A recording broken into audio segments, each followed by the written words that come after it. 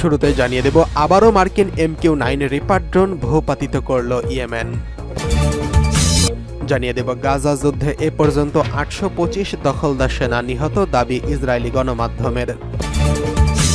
অন্যদিকে আইরিশদের কণ্ঠস্বর স্তব্ধ করার ক্ষমতা ইসরায়েলের নেই, বলছে ডাবলিন। জানিয়ে দেব ইসমাইল হানিয়া হত্যাকাণ্ডে ইসরায়েলের ন্যারেটিভ প্রত্যাখ্যান করল হামাস। এদিকে অচিহ্নিত হয়েই ইসরায়েলের আকাশে ফের ইয়েমেনি ক্ষেপণাস্ত্র হামলা।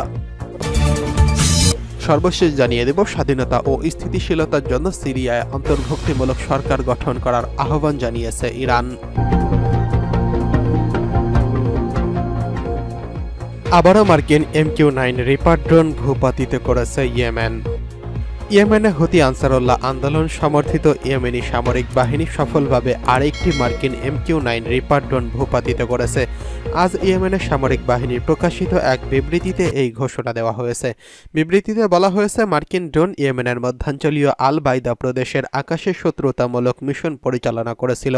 এ সময় ইয়েমেনের সামরিক বাহিনী তাদের আকাশ প্রতিরক্ষা ব্যবস্থা ব্যবহার করে দেশীয় প্রযুক্তিতে তৈরি ভূমি থেকে আকাশে নিক্ষেপণযোগ্য ক্ষেপণাস্ত্র দিয়ে ড্রোনটি ভূপাতিত করে। ইহুদিবাদী ইসরায়েলের বিরুদ্ধে অভিযান শুরু করার পর থেকে এ পর্যন্ত ইয়েমেনি সামরিক বাহিনী 13টি মার্কিন MQ-9 রিপার ড্রোন ভূপাতিত করল।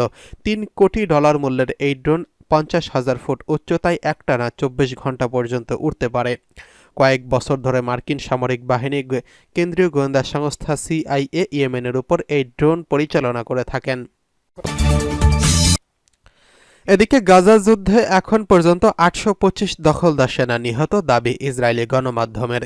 ইহুদিবাদী ইসরায়েল একটি দৈনিক পত্রিকা জানিয়েছে, গত বছরের অক্টোবর থেকে শুরু হওয়া যুদ্ধে এ পর্যন্ত 825 দখলদার সেনা নিহত হয়েছেন। ইসরায়েলের ইয়দিয়ত আহরনাত পত্রিকা গতকাল এই তথ্য প্রকাশ করেছেন। 2023 সালের 7 অক্টোবর থেকে ইহুদিবাদী ইসরায়েল অবরুদ্ধ গাজা উপত্যকার উপর আগ্রাসন এবং গণহত্যা শুরু করে।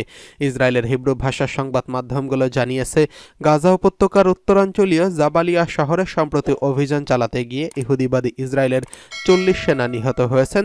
ইসরায়েল জাবালিয়া শহরের উপর সম্প্রতি অতিমাত্রায় বর্বর আগ্রাসন চালিয়েছে, তবে ফিলিস্তিনের প্রতিরোধ যোদ্ধারা সেখানে দারুণভাবে ইহুদিবাদী সেনাদের বিরুদ্ধে রুখে দাঁড়িয়েছিল। গতকাল উত্তর গাজায় ইসরায়েলের এক সৈন্য নিহত হয়েছেন এবং 8 জন আহত হয়েছেন। আহতদের মধ্যে 3 জনের অবস্থা আশঙ্কাজনক। ইসরায়েলের গণমাধ্যমের দাবি, গাজায় স্থল আগ্রাসন চালাতে গিয়ে এ পর্যন্ত ইসরায়েলের 395 জন নিহত হয়েছেন, তবে গাজার প্রতিরোধকামীরা বলছে এই সংখ্যা আরও অনেক বেশি। এদিকে আইরিশদের কণ্ঠ স্তব্ধ করার ক্ষমতা ইসরায়েলের নেই, বলছে ডাবলিন। দখলদার ইহুদিবাদী ইসরায়েলের পররাষ্ট্রমন্ত্রী গিডিয়ান সায়ের জানিয়েছেন, আয়ারল্যান্ডের তেল আবিবে দূতাবাস বন্ধ করে দেওয়া হয়েছে। আয়ারল্যান্ডের ইসরায়েল বিরোধী নীতির বিরোধীর কারণে গত রোববার দূতাবাস বন্ধ করে দিয়েছেন বলে জানিয়েছেন তিনি। এদিকে আয়ারল্যান্ডের প্রধানমন্ত্রী সাইমন হ্যারিস বলেছেন, তার দেশ আগের মতোই গাজা উপত্যকায় ফিলিস্তিনি জনগণের বিরুদ্ধে ইহুদিবাদী ইসরায়েলি আগ্রাসনের সমালোচনায় অব্যাহত রাখবে এবং ইসরায়েল আয়ারল্যান্ডের কণ্ঠকে স্তব্ধ করতে পারবে না। পার্স টুডে জানিয়েছে, হ্যারিস ডাবলিনে ইসরায়েলের দূতাবাস বন্ধ করার সিদ্ধান্তকে জনমতকে বিভ্রান্ত করার কূটনীতি হিসেবে বর্ণনা করেছেন। তিনি বলেন, আপনি কি জানেন কোন বিষয়টি নিন্দনীয়? গাজা শিশুদের হত্যা করা, বেসামরিক লোকদের হত্যা করা, মানুষকে খোদাই অনাহারে ফেলে রাখা এবং মানবিক সাহায্য পৌঁছতে বাধা দেওয়া ইত্যাদি অপরাধ আমার মতে নিন্দনীয়। হ্যারিস বলেন, আমরা সবাই আয়ারল্যান্ডের অবস্থান জানতে চাই, কিন্তু ইসরায়েলি পদক্ষেপের ব্যাপারে কি?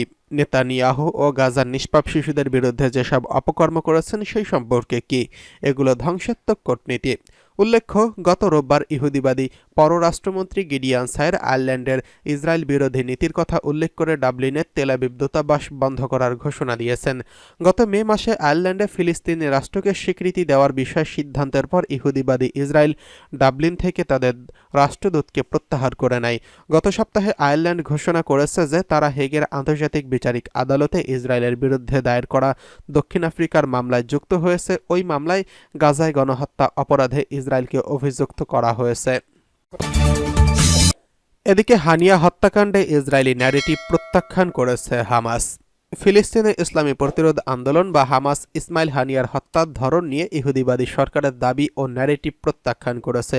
হামাসের বিবৃতিতে বলা হয়েছে, হামাসের রাজনৈতিক শাখার প্রধান ইসমাইল হানিয়া হত্যাকাণ্ডের বিষয়ে দখলদার ইসরায়েলের যেসব মিথ্যাচার করেছে, বিশেষ করে হত্যাকাণ্ড ঘটানোর প্রক্রিয়া সহ যেসব খুঁটিনাটি বিষয় তারা উল্লেখ করেছে, তাদের সবই আমরা প্রত্যাখ্যান করছি। পার্স টুডে জানিয়েছে, দখলদার ইসরায়েল দাবি করছে রাষ্ট্রীয় অতিথিশালায় যেই কক্ষে ইসমাইল হানিয়া অবস্থান করছিলেন সেখানে তার বোমা পেতে রেখেছিল, আর সেই বোমা বিস্ফোরণে তার মৃত্যু হয়েছে। এই ঘটনার আগের দিন ইরানের প্রেসিডেন্ট মাসুদ পেজেশকিয়ানের অভিষেক অনুষ্ঠানে যোগ দিয়েছিল ইসমাইল হানিয়া।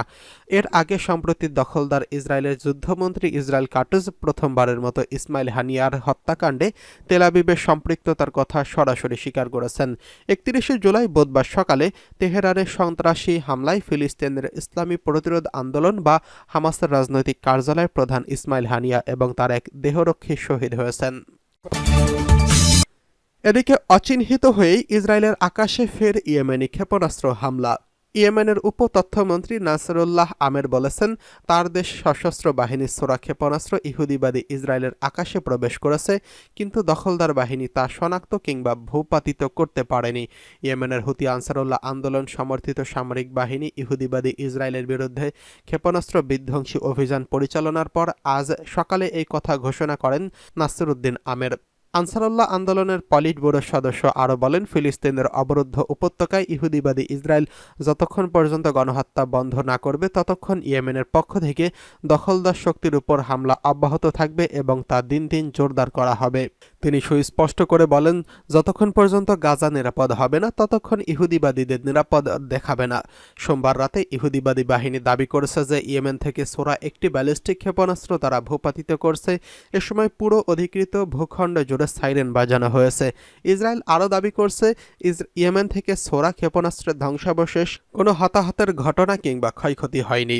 গত বছরের 7 অক্টোবর ইহুদিবাদী ইসরায়েলের আগ্রাসন শুরু করার পর থেকে ইয়েমেনের সশস্ত্র বাহিনী বহু হামলা চালিয়েছে। শুধু তাই নয়, ইয়েমেনের সেনারা লোহিত সাগর, আরব সাগর এবং এডেন উপসাগরে ইসরায়েল অভিমুখী জাহাজে হামলা চালিয়ে আসছে। এজন্য ব্রিটেন ও আমেরিকা ইয়েমেনের উপর কয়েক দফা হামলা চালিয়েছে। এদিকে স্বাধীনতা ও স্থিতিশীলতার জন্য সিরিয়ার অন্তর্ভুক্তিমূলক সরকার গঠন করুন আহ্বান ইরান ও ওমানের। ইসলামী প্রজাতন্ত্র ইরান ও ওমান গোলযোগপূর্ণ স্বাধীনতায় সিরিয়ার স্বাধীনতা ও স্থিতিশীলতা রক্ষার জন্য দেশটিতে সব সম্প্রদায় এবং গোষ্ঠীর অন্তর্ভুক্তিমূলক সরকার গঠনের জন্য ক্ষমতাসীন গোষ্ঠীর প্রতি আহ্বান জানিয়েছেন। রাজধানী তেহরানে ওমানের পররাষ্ট্রমন্ত্রী সৈয়দ বদর আল বুসাইদির সঙ্গে যৌথ সংবাদ সম্মেলনে এই আহ্বান জানিয়েছেন পররাষ্ট্রমন্ত্রী। এর আগে দুই শীর্ষ কূটনৈতিক সিরিয়া সহ মধ্যপ্রাচ্যের পরিস্থিতি নিয়ে বিস্তারিত আলোচনা করেন। বৈঠকে তারা দ্বিপক্ষীয় সম্পর্ক জোরদার করার উপায় নিয়ে কথা বলেছেন। ইরানি পররাষ্ট্রমন্ত্রী বলেন, আমরা সিরিয়ার ভৌগোলিক অখণ্ডতা, ঐক্য এবং সমস্ত জাতিগোষ্ঠী এবং ধর্মীয় সম্প্রদায়ের প্রতি সম্মান প্রদর্শন এবং সিরিয়ার অন্তর্ভুক্তিমূলক সরকার গঠনের প্রয়োজনীয়তার প্রশ্নে একমত হয়েছে। তিনি আরও বলেন, মধ্যপ্রাচ্যে সিরিয়ার স্বাধীনতা এবং স্থিতিশীলতার ব্যাপারে ওমান সহ সব অঞ্চলের বেশিরভাগ দেশের সঙ্গে ইরানের অবস্থান অভিন্ন। সংবাদ সম্মেলনে আব্বাস আরাকচি বলেন, আঞ্চলিক ঘটনাবলী নিয়ে ইরান এবং ওমানের মধ্যে সলা পরামর্শ অব্যাহত রয়েছে এবং যুদ্ধবিধ্বস্ত গাজা উপত্যকায় জরুরি ভিত্তিতে যুদ্ধবিরতির প্রতিষ্ঠা এবং সেখানে মানবিক সহায়তা পাঠানো প্রয়োজন। ইয়েমেনের উপর মার্কিন ও ব্রিটিশ বাহিনী ও সাম্প্রতিক ইহুদিবাদী ইসরায়েল যেসব হামলা চালিয়েছে তার কঠোর নিন্দা করেছে ইরানের পররাষ্ট্রমন্ত্রী।